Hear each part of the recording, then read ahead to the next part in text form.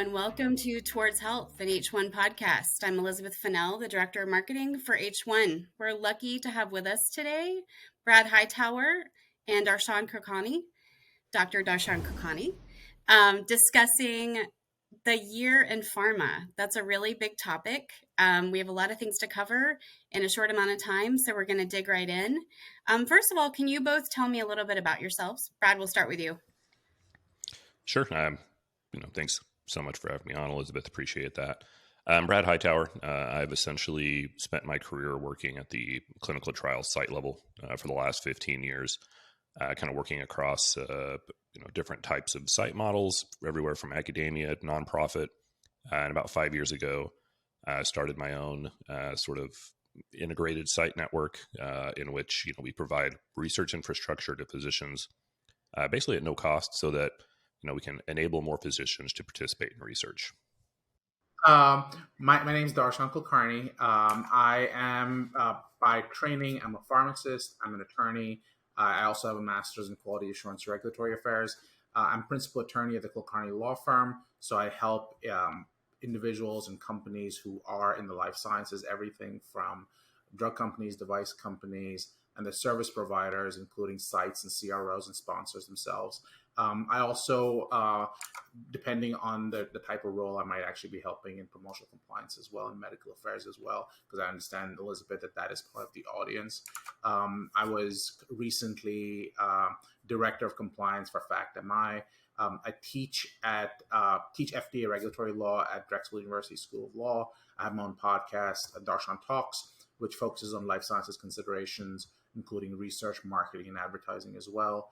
I also have written multiple book chapters and articles relating to the life sciences, including some on clinical research, on marketing, on compliance, etc. But I'm sure there's more, and we can get into that if necessary. Awesome. You both make me feel very unaccomplished, but I'm so glad to have you here. So when you think about 2022, we've been coming out of a pandemic and maybe going into another one. What do you think was the biggest aha moment this past year for pharma or life sciences, each to your respective areas of expertise? Brad, we'll start with you. Yeah, I think, and keep in mind my perspective is fairly narrow in terms of just clinical trials, but I think that a very sort of popular refrain has been not going back or never going back after this pandemic in terms of decentralizing trials. I'm sure we'll touch some more on that a little bit, but frankly, I think what we've seen this last year is a big sort of movement back.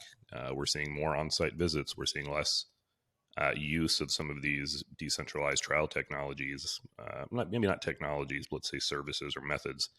So I think, I don't know if you want to call that an aha moment, but I think it was maybe something a little bit unexpected in an environment where there was such a push. And I think that's been a really interesting thing to see over this last year. Great. Darshan? Well, I guess I'm going to break it up into three major buckets depending on your audience. I think I'm going to echo exactly what Brad said, which is I think you're starting to see more issues associated with innovation. So you're going to see, you have been seeing everything from privacy issues of how are companies going to work with patients directly. I think that you're seeing a lot more patient centricity pop up, but patient centricity is taking on different names. And one of those names, as Brad mentioned a few seconds ago, is decentralized clinical trials, because they are considered to be, depending on what actually lands up being decentralized clinical trials, because I'm not sure, I'm not convinced yet that I even know what that means yet. But to the extent I understand it, I think that it is a very patient-centric movement, the idea of using maybe more remote tools. And maybe we're seeing new players come into the space. So whether you talk about Walgreens, you talk about CVS, all saying that we want to be in the space. Still unclear in what capacity, because you're seeing them being in the role of recruitment, but I'm not convinced that that's their final form. To quote Dragon Ball Z, I don't think that's their final form. I really wish I watched Dragon Ball Z. I'd probably have more to add there. I think from a promotional perspective, I think you're going to see more and more stuff come out around consistent with the label issues, because there is some considerations on what that actually means, because the FDA has put out literally about 5 years ago at this point a 67-page memo saying we don't know what to do with off-label because we've lost 6 court cases and we don't really know what to do there. Add on to that the fact that they then put out in that same 67-page memo, they put out 20, I think it's like 23 different options of what they could do, and then they kind of ended with we still don't know what to do. So that's very typical of the FDA going, you guys figure it out, we'll see where we are. I think you're seeing more direct to consumer pushes. So I'm seeing more and more social media stuff coming out. But I think companies are going to start asking better questions. I mean, we're in the middle of what I'm calling, and I say this as a pretty significant investor in some of these companies, or at least my personal significance, if you will. But in the tech sector, you're seeing a meltdown. You're seeing significant job losses right now. So you're seeing people going, I want to see an ROI on the investments I'm making. And that's not typical for pharma. And Brad, I know, is going to completely disagree with me in some senses, because he's going, I get this fair market value analysis continuously and every single day. So I don't know what you're talking about, but that's a different discussion.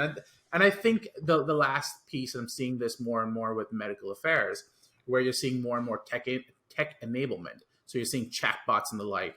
And I think the future, and I don't think we've gotten to this question to the extent you're going to ask this question, but the future, I think, is going to be more technology interspersed. That's not just in one space and not in the others.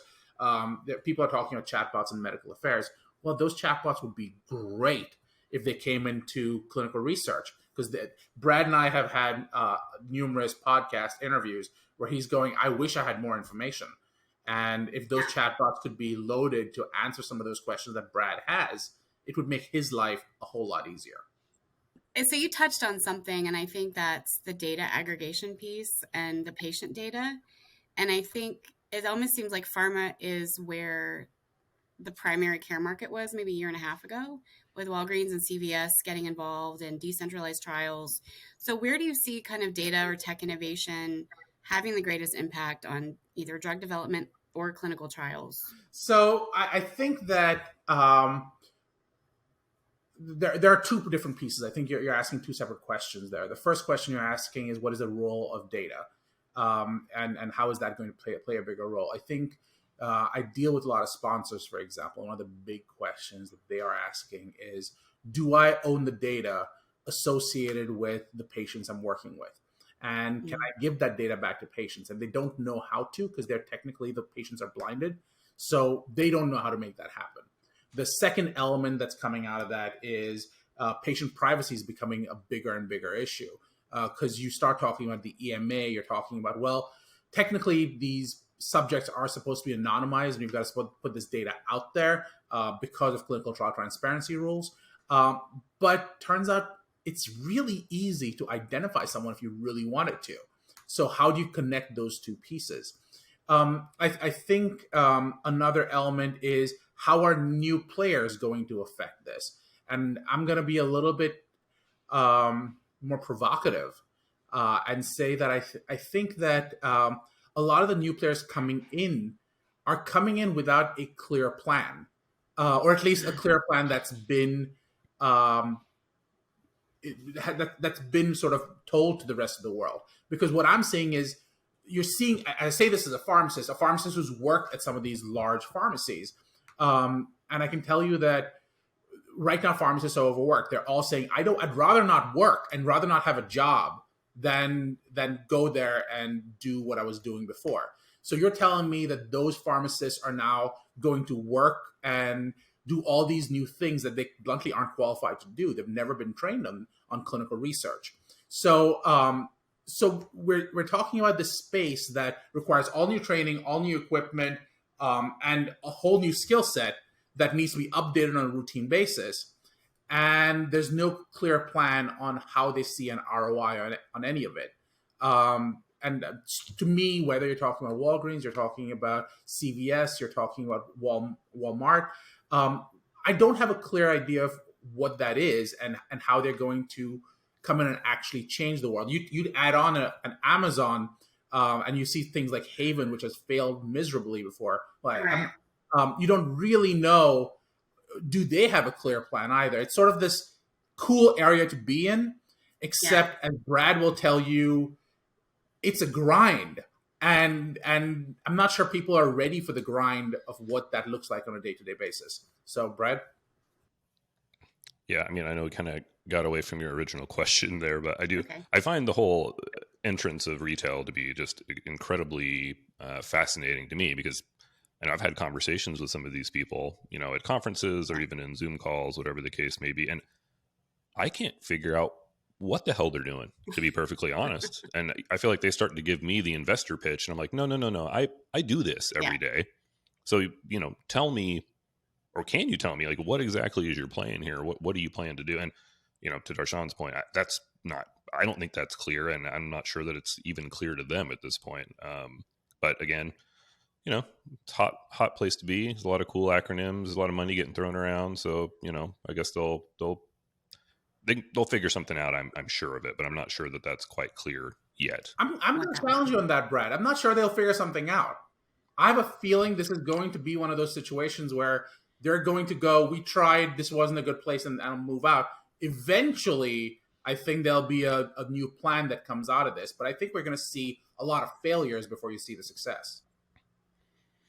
Yeah, I mean, undoubtedly. And I think to go back to the sort of data part of your question too, like, I feel like there's a great opportunity here, I think, for these groups. They have a ton of data, no question. They have more data than I, as a site, could even imagine in all of my dreams. So, I don't know why we wouldn't see some, community partnerships between community sites or site networks along with these retail who have the data, work with us who know how to actually make things happen on the ground.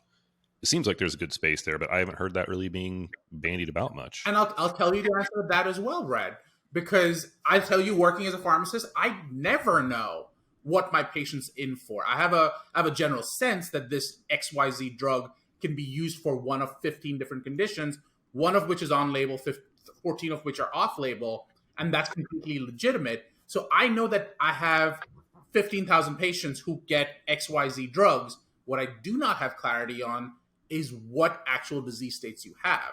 So I don't understand from a clinical research standpoint, someone comes in and says, can you tell me how many patients you have, how many patients have XYZ disease? I couldn't tell you that. I don't know how to, because even if I'm getting something like gabapentin, which one might argue is very clearly a anti-seizure medication, yeah, except it's also used for diabetic neuropathy. It's also used for headaches. I mean, there are a bunch of different other reasons.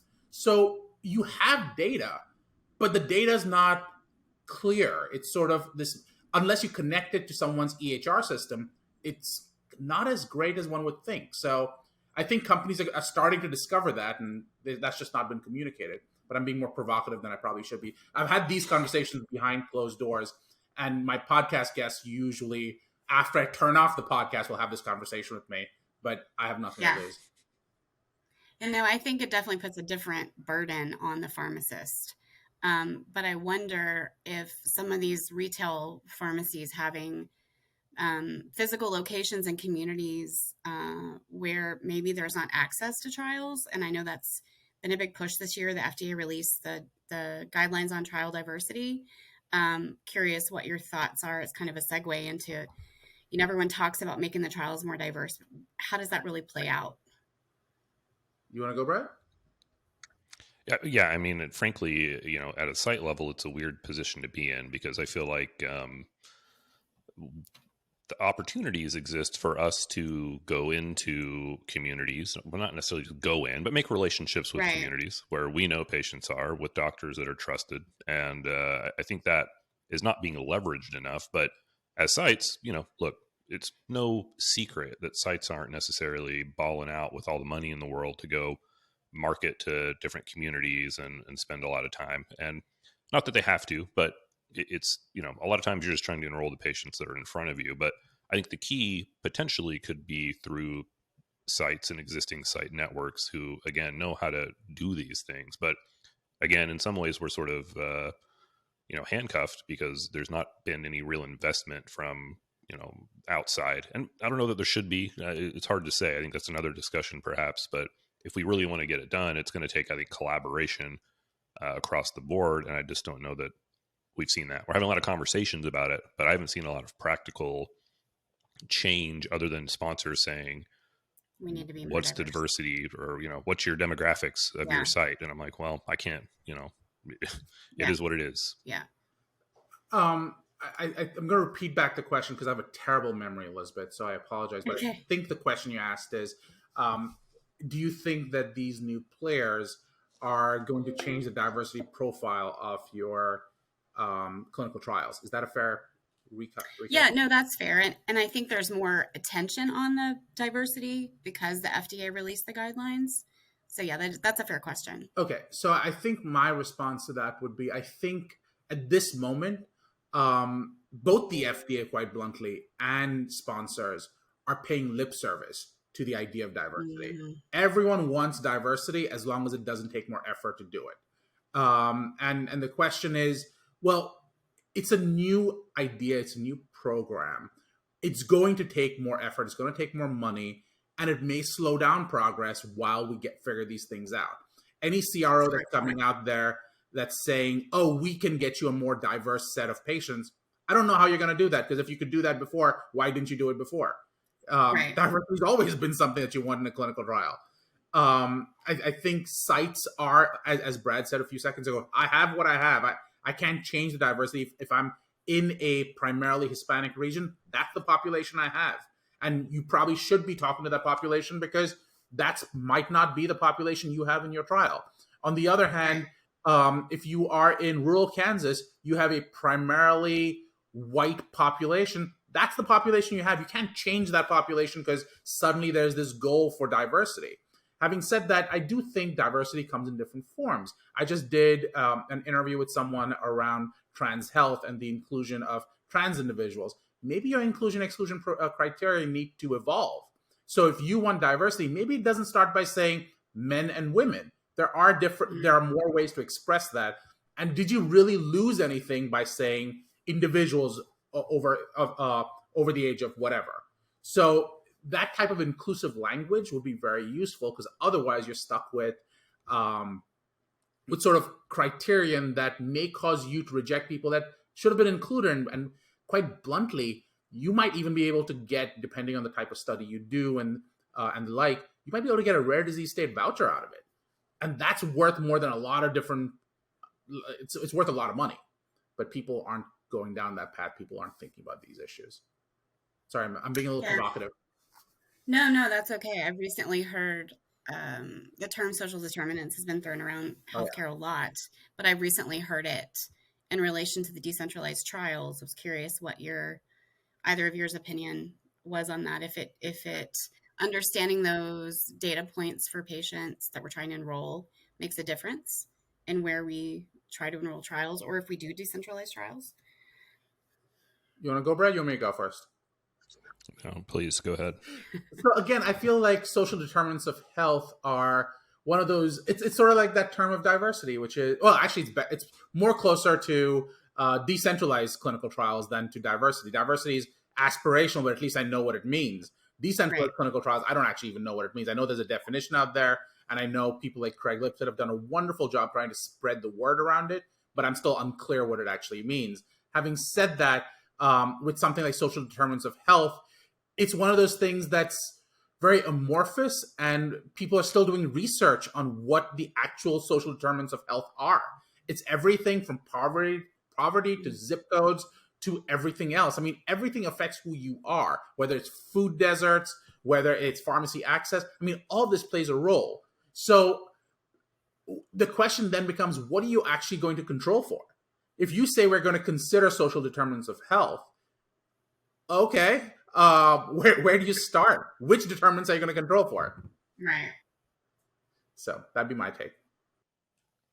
Yeah, I mean, I don't know that I have much to add, really. Again, I find it, in a lot of ways, to his point, just as sort of nebulous as decentralized trials. Like, what are we talking about here? I get the general idea, but to what degree? Again, to what degree do you control, and why? that, again, site level, that's kind of stuff's not really that clear to us. Yeah, it sort of becomes, when does it become aspirational and when does it become boots on the ground to actually be able to use it?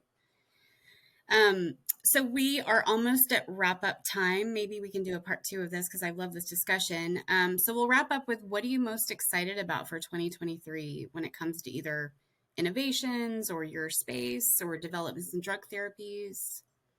Oh, I'm really excited about social determinants of health and decentralized clinical trials.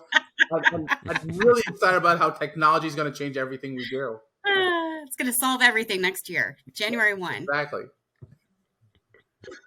Yeah, I mean, I know we've been, and I've been often critical of all of these things, but I do still, again, find them extremely exciting to watch kind of play out in real time as somebody who is sort of the boots on the ground, having to actually do the work, that's being being decided for us, at these higher levels. So I'm looking forward to seeing how, I guess, what fails and what works at this point, because I think we're still in that sort of early uncertain phase. So I think it is very exciting. Now, I am also incredibly fearful of all the extra time, energy, to what degree some of these things fail and what effect that may have. But I still find it to be, again, just extremely exciting looking forward. Great. Darshan, anything to close out? No, I think I let wisdom speak, and Brad was wise. Well, we thank you both for taking the time to be on. And if you both want to give a plug for your podcast, that would be awesome. Brad, what's the name of yours? It's Note to File Podcast, and check it out at notetofilepodcast.com. It's on every platform there is at this point. So awesome. Darshan? My podcast is called Darshan Talks. I'm actually primarily on YouTube, so I probably should do more podcasting. I took it off the podcast channels, but I primarily do YouTube. Awesome. Well, this is Towards Health, an H1 podcast, and we thank our guests, Brad Hightower and Dr. Darshan Kulkarni, and we'll see you next time.